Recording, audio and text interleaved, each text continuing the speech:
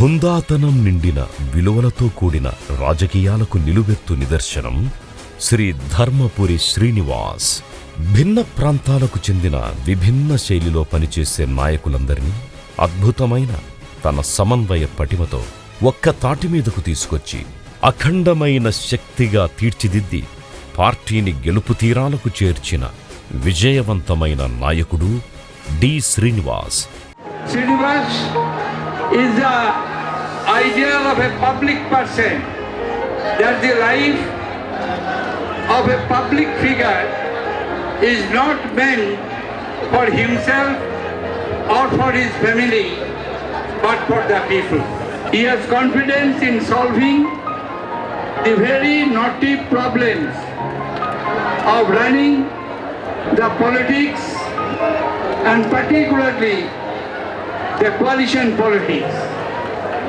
I had the privilege of working with him in close cooperation for many years, and I have no doubt that under his dynamic leadership, not only the people of his area, but the people of the whole state of Andhra Pradesh, and particularly at a very critical juncture when we fought the 2004 election, that our success in Andhra Pradesh helped Indian National Congress to form the coalition government at center.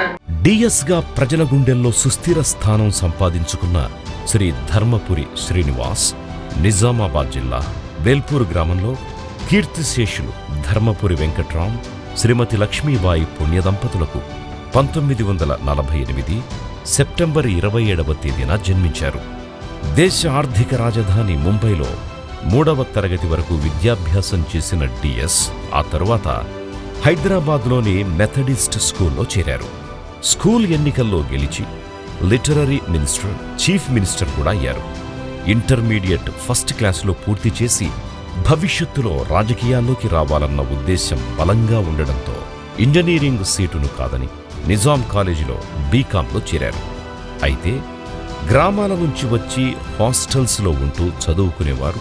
విద్యార్థి సంఘ ఎన్నికల్లో vote వేయాలే తప్ప పోటీ చెయ్యకూడదు అన్నంత వివక్ష అప్పట్లో ఉండేది. కానీ డిఎస్ నిజాం కాలేజీలో ఉండే ఆ ఆనవాయితీని బద్దలు కొట్టి జనరల్ సెక్రటరీగా గెలిచి నాయకుడంటే ముందుండి నడిపించేవాడని ఎలుగెత్తి చాటాడు. యథాలాపంగా రాసిన కాంపిటేటివ్ ఎగ్జామ్ వల్ల డిఎస్కి రిజర్వ్ బ్యాంకులో ఉద్యోగం వచ్చింది. కుటుంబ పరిస్థితుల రీత్యా ఉద్యోగంలో చేరాల్సి వచ్చింది. స్టూడెంట్ లీడర్గా ఎలక్షన్స్లో పాల్గొని ఎన్నికలు గెలిచి ఆ తర్వాత నేను 1968లో గాంధీ భవన్లో కాలు పెట్టాను.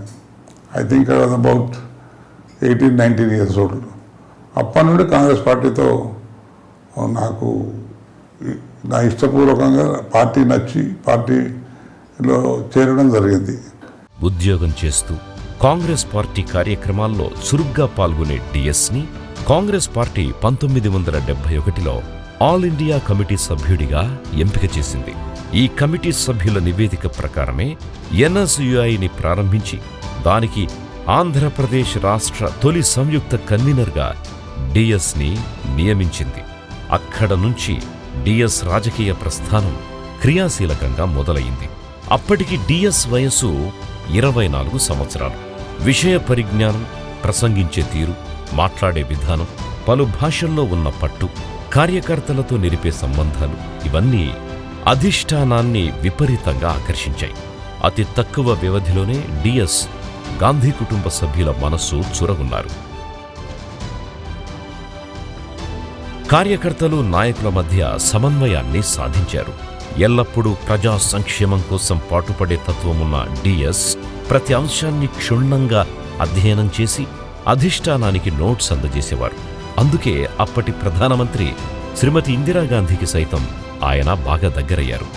బ్యాంకు ఉద్యోగిగా, యువ నాయకుడిగా రాష్ట్ర రాజకీయాల్లో తనదైన శైలితో సీనియర్ నాయకులకు దగ్గరయ్యారు. అప్పటి ముఖ్యమంత్రులైన కాసు బ్రహ్మానందరెడ్డి, డాక్టర్ మర్రి చెన్నారెడ్డి, కోట్ల విజయభాస్కర్ రెడ్డిలతో డిఎస్కి ఆత్మీయ సంబంధాలుండేవి. వయస్సులో చిన్నవాడైన డిఎస్ మాటకు పార్టీ యంత్రాంగంలో చాలా విలువుండేది. ఏ పదవులు ఆశించకుండా పార్టీ అప్పగించిన పనిని గురుతర బాధ్యతగా భావించి ప్రతి క్షణం బాధ్యతాయుతంగా పనిచేసేవారు. చొచ్చుకుపోయే తత్వం, కలివిడితనం, ప్రజా సమస్యల పట్ల అవగాహన మెండుగా ఉన్న డిఎస్కి 1989లో అసెంబ్లీ ఎన్నికల్లో నిజామాబాదు ఓటర్లు తమ ప్రతినిధిగా పట్టం కట్టారు. అట్టడుగు వర్గాల అభ్యున్నతిని కాంక్షించే డిఎస్కి బీసీ సామాజిక వర్గాల సమస్యల పట్ల పూర్తిస్థాయి అవగాహన ఉండడంతో డాక్టర్ చెన్నారెడ్డి గారు బీసీ సంక్షేమం, క్రీడలు మరియు ఎక్సైజ్ శాఖల మంత్రిగా బాధ్యతలు అప్పగించారు. ఆ తర్వాత కూడా అంటే 1991లో శ్రీ నేదురుమల్లి జనార్దన్ రెడ్డి గారి హయాంలోనూ, 1992లో శ్రీ కోట్ల విజయభాస్కర్ రెడ్డి గారి మంత్రివర్గంలోనూ గ్రామీణాభివృద్ధి, హ్యాండ్లూమ్ అండ్ టెక్స్టైల్, సెరికల్చర్, సమాచార, సినిమాటోగ్రఫీ, ఎక్సైజ్, ఉపాధి కల్పన శాఖామాత్యులుగా పనిచేశారు. డిఎస్ ముక్కుసూటిగా మాట్లాడతారు. పనవుతుంది అంటే అవుతుంది, కాదు అంటే కాదు. అంతేకాని అబద్ధాలు చెప్పడం అలవాటు లేదు. నాంచడం అన్నది ఆయన డిక్షనరీలోనే లేదు. ఆయన కోపంలోనే ప్రేముంటుంది. అందుకే ఆయనను దగ్గరగా చూసిన వారంతా ఆప్యాయంగా సీనన్నా అని పిలుచుకుంటారు. 1999 అసెంబ్లీ ఎన్నికల్లో గెలిచిన తరువాత ప్రతిపక్షంలో ఉంటూ తెలంగాణ రాష్ట్ర ఏర్పాటు ఆవశ్యకతను తొలిసారి ఎలుగెత్తి చాటిన వ్యక్తి డిఎస్. అందుకే తెలంగాణ విషయంలో మాత్రం ఎలాంటి రాజీలేని తన వ్యక్తిత్వాన్ని అసెంబ్లీ సాక్షిగా చాటుకున్నారు. సిఎల్పి ఉపనాయకుడిగా 2000 సంవత్సరంలోనే తెలంగాణకు జరుగుతున్న అన్యాయాలను, వివక్షను గొంతెత్తి నిలదీశారు. అధ్యక్ష, దేశంలో చిన్న రాష్ట్రాల ఆలోచన వస్తున్న దృష్ట్యా మర్చిపోయిన వారికి కూడా ఈ రోజు ఇంత జరిగినప్పుడు కనీసం తెలంగాణ వారికి మా హక్కులను మేము అడిగి, మా రాష్ట్రాన్ని మేము అడిగే పరిస్థితి అనేది డెవలప్ అవుతుంది. అధ్యక్ష, ఈ రోజు నిజామాబాద్ ప్రజలకి ఇరిగేషన్ సోర్స్ అనేది, అష్యూర్డ్ ఇరిగేషన్ సోర్స్ అనేది లేకుండా పోయింది. అధ్యక్ష, తెలంగాణలో ఒక కీలకమైన జిల్లా. ఒక టైంలో నిజామాబాద్ అంటే rice bowl of Telangana area అన్న పేరున్న నిజామాబాద్ జిల్లా పరిస్థితి ఆ రకంగా అయిపోయింది. అధ్యక్ష, రైల్వే లైన్లు చూసినట్టయితే తెలంగాణ ప్రాంతంలో అదే ఆ నిజాం పెట్టిన రైల్వే హైదరాబాద్ టు మనమా టుక్కు టుక్కు టుక్కు టుక్కు మీటర్ గేజ్ కొట్టుకుంటా పోతుంది. 2003లో డిఎస్ తొలిసారిగా పిసిసి అధ్యక్షుడిగా ఎన్నికయ్యారు. నా జీవితంలో అత్యంత సంతోషకరమైన విషయం ఇదే అనంటారు డిఎస్. పార్టీ నాయకులందరినీ ఒక బస్సు ఎక్కించి ప్రజాహిత బస్సు యాత్ర ద్వారా డీలా పడిపోయిన క్యాడర్లోనూ, కష్టాల్లో ఉన్న ప్రజల్లోనూ విశ్వాసాన్ని కల్పించడంలో డిఎస్ సఫలీకృతులయ్యారు. దశాబ్ద కాలంగా అధికారానికి దూరమైన కాంగ్రెస్ పార్టీని తిరిగి గెలిపించడంలో పిసిసి అధ్యక్షుడిగా ఆయన విజయవంతమయ్యారు. అభ్యర్థుల ఎంపిక, ప్రచార వ్యూహాలు, నిర్మాణాత్మక విమర్శలు, మిత్రపక్షాలతో పొత్తులు డిఎస్ వ్యూహ చతురతకు అద్దం పట్టాయి. అన్నింటికంటే ముఖ్యంగా టీఆర్ఎస్తో పొత్తు విషయంలో డిఎస్ దూరదృష్టిని ప్రత్యేకంగా చెప్పుకోవాలి. డిఎస్ టీఆర్ఎస్తో పొత్తుకు శ్రీమతి సోనియా గాంధీని ఒప్పించడం ఆయన రాజకీయ విజ్ఞతకు, తెలంగాణ సాధనలో ఆయన నిబద్ధతకు ఓ నిదర్శనం. 2008వ సంవత్సరంలో డిఎస్ పిసిసి అధ్యక్షుడిగా రెండోసారి పగ్గాలు చేపట్టారు. కాంగ్రెస్ పార్టీని తిరిగి అధికారంలోకి తీసుకురావడంలో తమ వంతు పాత్రను విజయవంతంగా పోషించారు. కాంగ్రెస్ పార్టీకి శ్రీనివాస్ గారు ఒక మంచి శకునం అంటారు. ఇంగ్లీష్లో గుడ్ ఓమెన్ అంటాం. 60 సంవత్సరాలు పూర్తి చేసుకుంటున్న ఈ శుభ సందర్భంలో శ్రీనివాస్ గారిని భగవంతుడు ఆయన ఆరోగ్యాలతో ఆశీర్వదించాలని, మరిన్ని రాజకీయ గుర్తింపులు చాలా పెద్ద ఎత్తున ఆయనకు రావాలని భగవంతుని ప్రార్థిస్తూ సెలవు తీసుకుంటున్నా. ఒక విధంగా రాజకీయాల్లో ఆయన శత్రువు లేదు.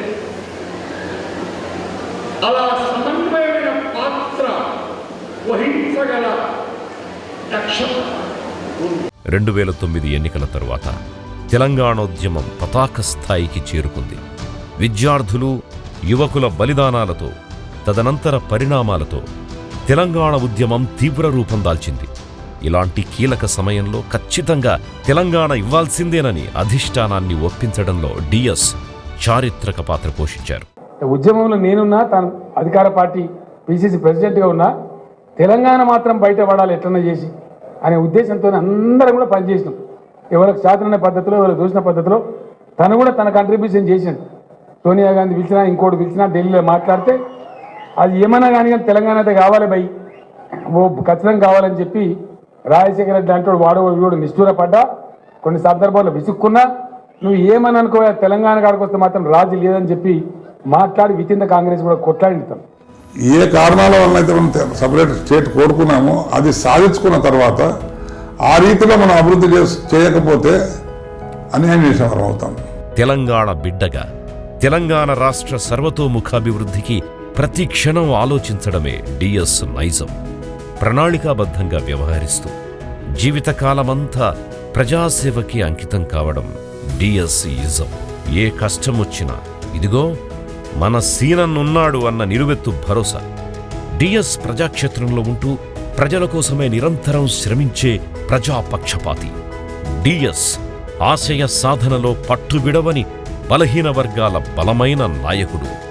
అన్నా అని పిలిస్తే నేనున్నా అని ధైర్యాన్నిచ్చే సీనన్న భౌతికంగా ఇక మనకు కనపడకపోవచ్చు, కానీ మన గుండెల్లో మాత్రం చిరస్థాయిగా నిలిచే ఉంటారు. ధైర్యాన్ని నింపుతూనే ఉంటారు.